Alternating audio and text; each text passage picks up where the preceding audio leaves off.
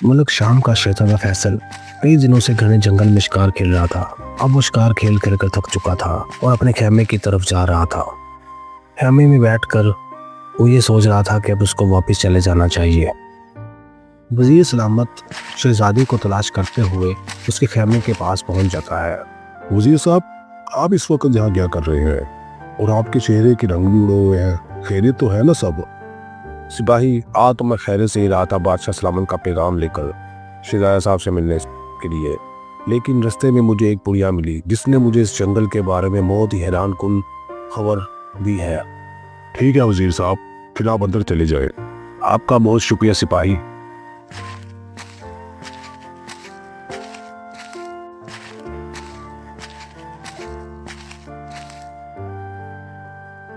मुझे सलामत खैरियत तो है? कोई खास बात? आप इस वक्त जहाँ, और ये क्या, आपका चेहरा क्यों मुरझाया हुआ है? आप बहुत ही डरे हुए लग रहे हैं। शहजादा हजूर, हमें फौरन यहाँ से कूच कर जाना चाहिए। ये जगह हमारे लिए बेहद खतरनाक है। किसी भी लम्हे हम पर क़यामत टूट सकती है। मुझे सलामत पहेलियाँ मत बुझाओ, साफ साफ बात करो। मैं तो कई दिनों से इस जंगल में शिकार कर रहा हूँ, मुझको तो यहाँ तक कोई ऐसा मसला पेश नहीं आया, और अब तुम आकर बता रहे हो कि यहाँ पर क़यामत टूटने वाली है। कौन सी क़यामत की बात कर रहे हो तुम? शहजादा हजूर, मैं बादशाह सलामत का पैगाम लेकर आपके पास आ रहा था। मुझे एक बूढ़ी औरत मिली है। वो जंगल के अंदर एक झोंपड़ी में रहती है। उसने मुझे बताया है कि यहाँ करीब ही एक पहाड़ी इलाका है। वहाँ एक खौफनाक त्योर रहता है जो इंसानों को पकड़कर जिंदा खा जाता है। वो आदम घोर दिया है और वो यकीनन कहीं बाहर गया हुआ है, वरना अब तक आप सब यहाँ पर हलाक हो चुके होते और वो किसी भी लम्हे वापस आ सकता है। इसलिए हमें फौरन यहाँ से कूच कर जाना चाहिए। कहाँ है वो बूढ़ी औरत? मुझे उसके पास ले चलो।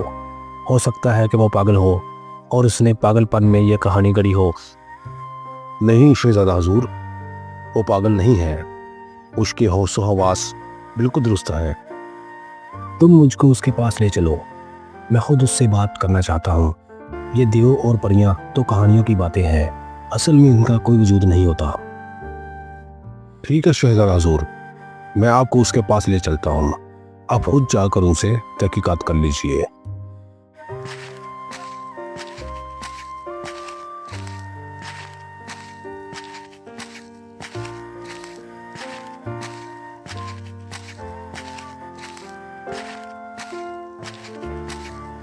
ओ बेटा, तुम, और ये मुझको कोई शहजादा लगता है। हाँ माँ जी, मैं शहजादा हूँ और मेरा नाम फैसल है, और ये मेरा वजीर सलामत है। हम आपसे मिलने आए हैं। शहजादा हजूर, आप मुझसे किस सिलसिले में मिलने के लिए आए हैं और मैं आपकी क्या खिदमत कर सकती हूँ?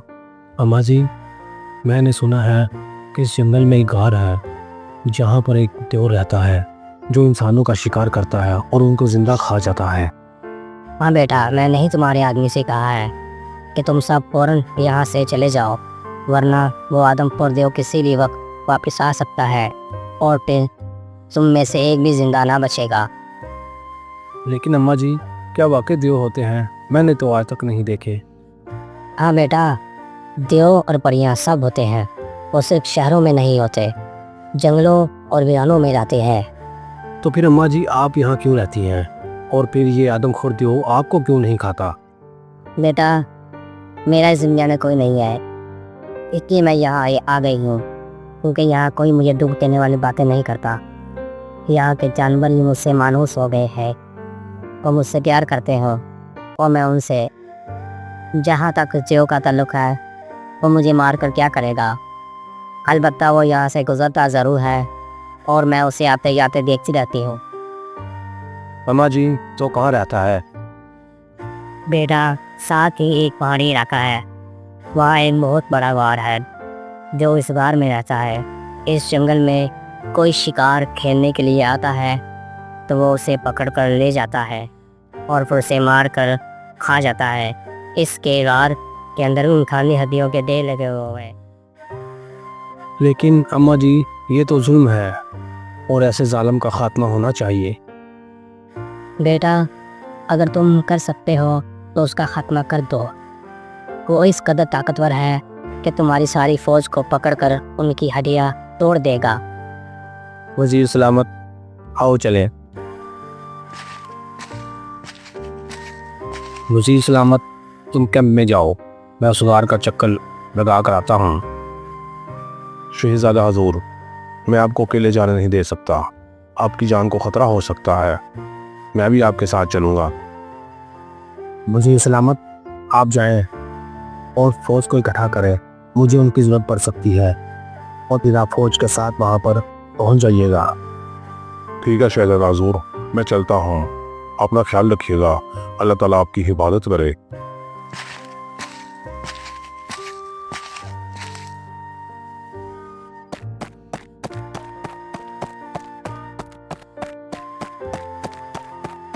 शहजादा जैसे ही अपने घोड़े के साथ पहाड़ी इलाके में पहुंचा तो अचानक उसके कानों में किसी औरत के चीखने की आवाज़ पड़ी।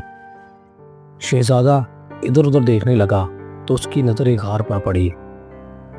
अरे, लगता है ये किसी औरत के चीखने की आवाज़ें हैं और वो मुश्किल में हैं, और ये आवाज़ें उसी गार में से आ रही हैं। चल बहादुर।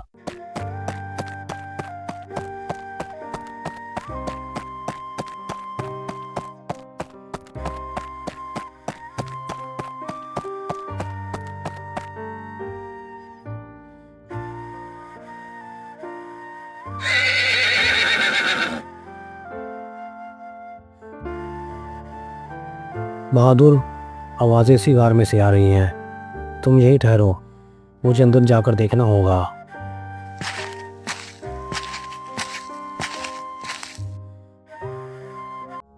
शहजादा फैसल जैसे ही गार के अंदर दाखिल हुआ, वो खौफ से उछल पड़ा, क्योंकि इतना बड़ा देव और उसके हाथ पे एक लड़की कैद थी।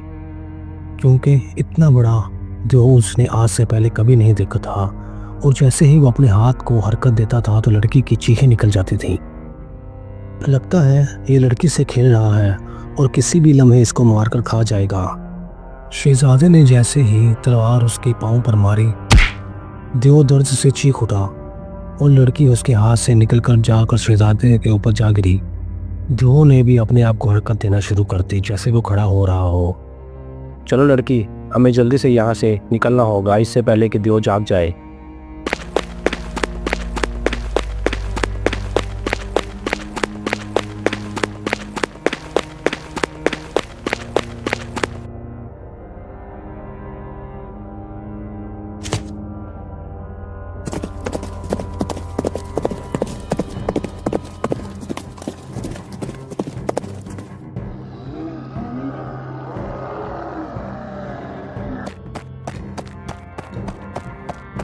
सिपाहियों, अपने नेज़ों को तेज कर लो, वो जो हमारे पीछे आ रहा है थोड़ी देर में यहाँ पर पहुँच जाएगा। ए लड़की, तुम खेमे के अंदर चली जाओ ताकि हम देव का मुकाबला कर सके।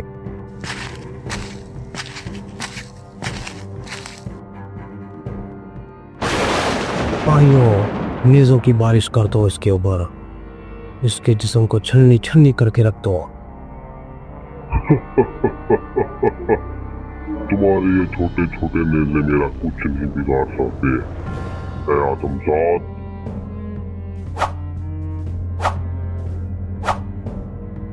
अरे, इसके ऊपर तो किसी भी किस्म की नेज़े का असर नहीं हो रहा, सिर्फ चंद जख्म ही आया है इसको। मैंने कहा था ना आदमजाद, तेरे ये छोटे छोटे नेज़े और ये तेरे छोटे छोटे सिपाही मेरा कुछ भी नहीं बिगाड़ सकते। अब देख मैं क्या करता हूँ।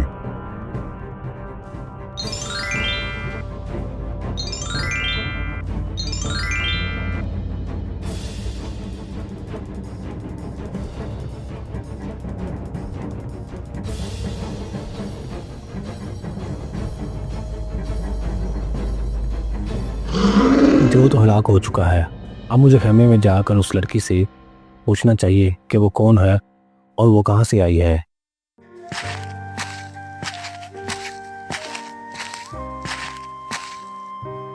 क्या वो जो हलाक हो चुका है, आपने उसको मार दिया है क्या? फिक्र मत करो लड़की, देव हलाक हो चुका है, लेकिन तुम इसके काबू में कैसे आ गई थी? कौन हो तुम? क्या नाम है तुम्हारा? मेरा नाम नीलोफर है और मैं एक जौहरी की बेटी हूँ। मैं यहाँ से बहुत दूर अपने मकान की छत पर खड़ी थी कि अचानक ये खौफनाक देव आ गया और मुझे हाथों में जकड़ कर गार में ले आया। फिर आप आ गए और मैं बच गई। मैं आपकी बेहद शुक्रगुजार हूँ। नीलोफर, चलो मेरे साथ, मैं तुमको तुम्हारे घर छोड़ आऊँ। तुम्हारे घर वाले बहुत परेशान हो रहे होंगे।